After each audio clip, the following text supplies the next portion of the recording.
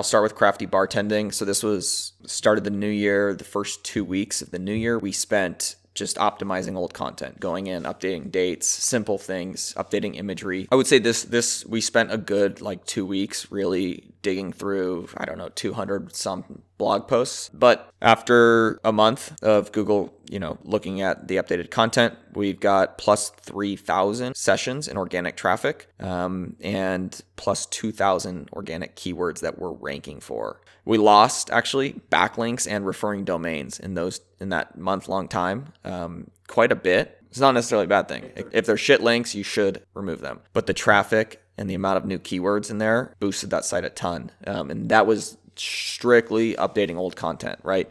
Those almost 2,000 keywords, that's just us adding them into old content, changing different and specific things that we want to rank for, fixing it up so that that keyword is, there's better long tail for that keyword, different ideas like that.